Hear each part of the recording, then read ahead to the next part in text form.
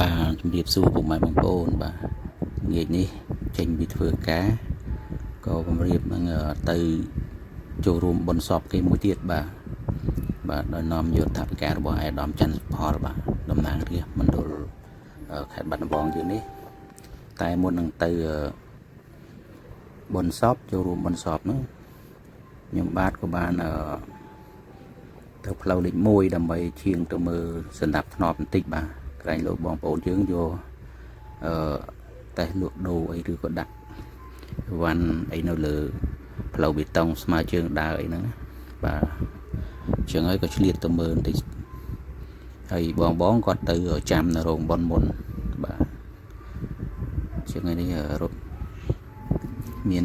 អ្នកស្លាប់2នាក់ប៉ុន្តែទៅម្នាក់សិនបាទស្អែកហ្នឹងបានចូលរួមម្នាក់ទៀតនៅភូមិកាមកងឯនេះនៅភូមិកំពង់ក្បីបាទដោយនៅចិត្តផ្ទះរបស់ខ្ញុំបាទនេះឯងបាទគាត់អតីតជាក្រុមប្រឹក្សាដែរបាទឥឡូវហ្នឹងបានធ្វើដំណើរតាមផ្លូវលេខ1យើងហើយបាទដើម្បីពោះទៅមើលស្ដាប់ធ្នាប់បន្តទៀតបើមិនអញ្ចឹងទេវានាំឲ្យមានភាពរញ៉េរញ៉ៃទេបាទដោយសារតែផ្លូវយើងវាចង្អៀតផងអីផងអញ្ចឹងណា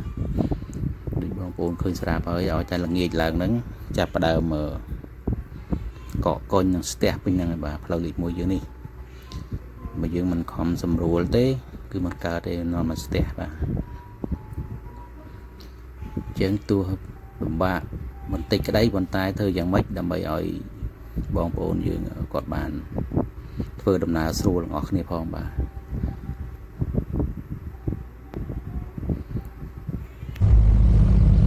សូមអរគុណនិងសូមជម្រាបលាពុកម៉ែបងប្អូនដែលតែងតែបានទស្សនានៅ